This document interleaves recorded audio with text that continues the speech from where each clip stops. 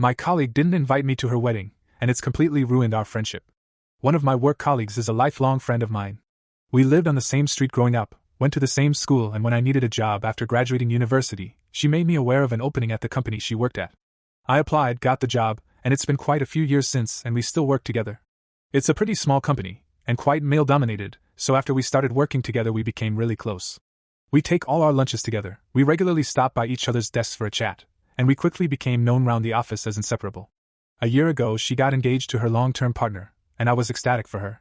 She had a really tough time a couple of years ago, 2 family deaths close together, and I did everything I could to be a good friend to her while she was in the worst stages of grieving. She cried with me daily for weeks, and I made sure she knew I was always available to listen. I also took about a third of her workload off her voluntarily, so she could take days off when she needed to without stressing about her work building up. So now that life has gotten better for her, and she's always smiling and excited, it's really nice to see. Ever since she got engaged, as expected, she's talked a lot about wedding plans, especially at our lunches. I know basically every detail. When she booked her venue she was really excited, but she refused to tell me where it was going to be, saying that she wanted it to be a surprise when the invitations came out. The wedding is 2 weeks away now, and I've long since stopped waiting for my invitation to show up. I know when they were sent because she told me all about delivering them, and shows me every day the gifts people have started to buy off their registry. I feel silly for saying it, but the more I think about it, the more hurt I feel that I haven't been included. It's a big wedding, and she has invited some other people from work that I didn't know she was even close to. She hasn't mentioned the reason why I'm not invited, and at this point I feel too awkward to ask. I guess it's just a slap in the face because I really thought we were close, and now I'm realizing that maybe we're not. The trouble is, since all this I've started to really examine our friendship, and I'm wondering if she even cares about me at all. I can think of 100 examples of where I've helped her work through decisions, listened to her vent, stood up for her when she's had issues with colleagues, etc. Even tons of little things, like if anyone brings in cake and she's out of the office I always save her a slice so she doesn't miss out. But I can't remember a time that she did anything for me in return. Now when she talks to me, I've realized she doesn't even listen to me. When I'm finished talking she just carries on with what she was saying before, almost as if I'd never spoken at all. If we're ever talking about me or something I've been doing, she never has anything to say. She just kind of nods and then switches the conversation back to herself. I'm starting to think she couldn't care less about me, she just likes having someone around who she can talk at, and whoever that person is doesn't really matter to her. I've invested so many years into this friendship, it's really cut me deep. I feel used. It's also made being at work incredibly lonely, because she was my only friend. I've stopped having lunch with her, and any time she tries to chat I politely bring the conversation to a quick end and go back to work. She doesn't appear to have even noticed. I do still wish her well, I'm still glad for her that life has turned around and she's so happy, but I'm a bit lost. I'm not sure if I'm being too harsh because I'm hurt, or if I even have the right to feel hurt in the first place, as I know weddings have a finite number of guests, and you have to leave people out that you would invite in an ideal world. But I'm not sure there's any way back from this either. Has anyone else had a similar experience? Am I being unreasonable or overdramatic? Should I just let the dust settle and see how I feel then? Edit 1. Just to clarify things that have been asked a lot or requested to be put in Edit 1, she hand-delivered the invites to other people at work so I know it hasn't been lost in the post 2. I haven't asked her about it because I'm a total doormat and scared of difficult conversations, and 3. I invited her to my wedding, but that was years ago so it's possible she thinks things have changed since then. Edit 2. This has got a lot more attention than I expected, and my first ever gold from a kind stranger, thank you. I have read every single comment, thank you all so much for taking the time to give me advice. You have given me a lot to think about. Opinion seems to be divided over whether or not I should confront the wedding invitation issue or just let it go. I am definitely going to make sure that it isn't a mistake, but as for getting an explanation why she didn't invite me I'm undecided. I'm going to have a think about that and the best way to proceed, but your thoughts have all been really helpful. In terms of our friendship in general, I'm not going to be too hasty to write it off. I'm going to try and put my feelings aside and see if I'm right about it being one-sided. If it is, then I will have learned a good life lesson, and if I see it as worth saving then I'll have to deal with that the best way I can. It does seem the bigger issue here is my non-confrontational approach to my relationships. Some of your comments were hard to read, but only because I know you're right, and this is something I have to change. I've withdrawn from friendships before because they've hurt me and I've felt unable to say anything, and that's not really fair. It's a general problem I have with uncomfortable conversations. Whenever I have to have them I basically descend into a panic, my mouth goes dry, I shake and I can't find the right words to say. If it's a bad enough problem that I can't ask a good friend a simple question, then I can't ignore it anymore, and I need to work on this. Thank you for pointing this out to me as a real problem. I'm going to find a way to get better at it. I will post an update of what happens. Thank you again. So it took me a few days to decide the best way to approach this, but yesterday I had lunch with her again and had the conversation. I started by saying, "So you've sent all your invitations out now, haven't you?" She looked immediately panicked by my question, and I knew right away that she didn't want me to go down this road. When she said she had sent them all, I asked if that meant she could show me her venue now. She showed me the website of it, including the photo gallery, and talked me through all about where everything was going to happen, all the flowers and decorations she was going to add, etc. It's a nice enough country hotel with some pretty gardens, but I'm not sure what all the secrecy was for. I probed a little more, asking who she's invited from work. The list didn't include me. Said I was looking forward to seeing the photos so I could see how everything looked. She didn't correct me that I would see it on the day, and then I was completely sure that my lack of invitation wasn't an accident. She looked so relieved when I switched subject and asked if she's excited about her honeymoon and having a rest from all the wedding stress. So I'm definitely not invited. I thought it over carefully and I have decided not to ask why, for 3 reasons. The reason is already fairly obvious. She clearly doesn't think we're anything more than colleagues, and I've misread the situation. There were some other theories suggested, e.g. jealous husband-to-be, associating me with her past grief, but considering everything I know about her and our history, I'm sure it's not that. I'm not sure why she didn't cool it on the wedding talk with someone she had no intention of inviting, or even just bring it up with me and explain why I'm not invited, but never mind. Having an awkward relationship at work is the last thing I want. I'm worried that if I push this and turn it into an issue, that I'll look pathetic and needy, or it will just be unprofessional.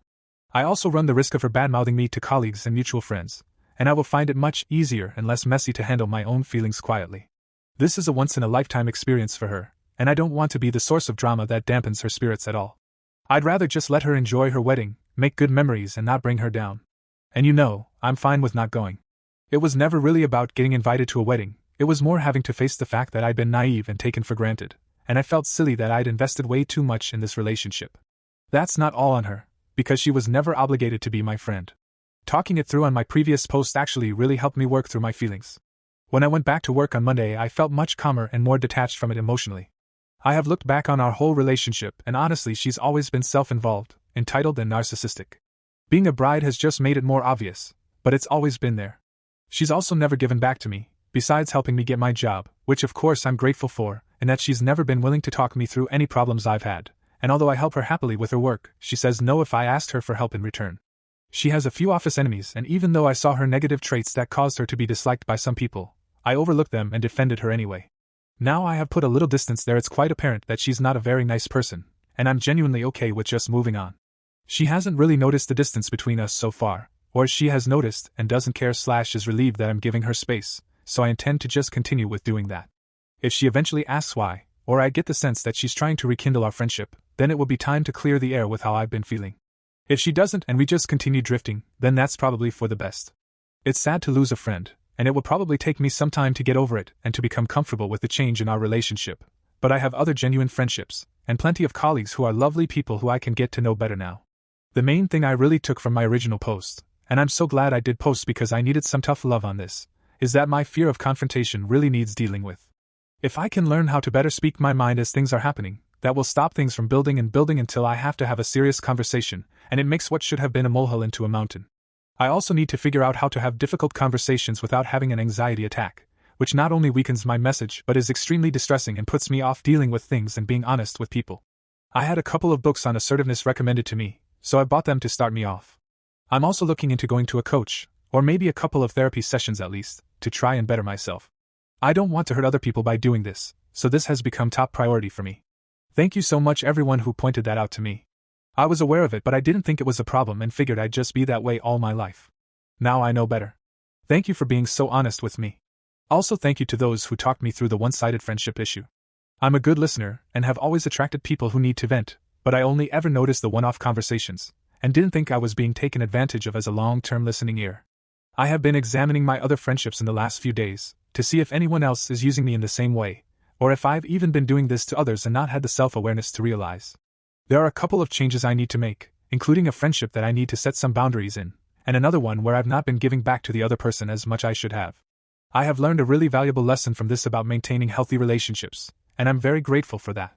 Edit. A few people have been asking about the books I was recommended. Nonviolent Communication by Marshall Rosenberg, When I Say No I Feel Guilty by Manuel J. Smith, Why Men Love Bitches by Sherry Argov. Final update. It's been over 4 years since I posted my original story. I have received occasional messages since asking for an update, but I didn't expect to post one. However, my story was featured in a YouTube video yesterday, and I've had a flurry of messages, so let me tell you what has happened since. The colleague and I still work together. In the time that has passed, she has had 2 kids and took 12 months off for each, so she hasn't actually been around a lot. At first I avoided her.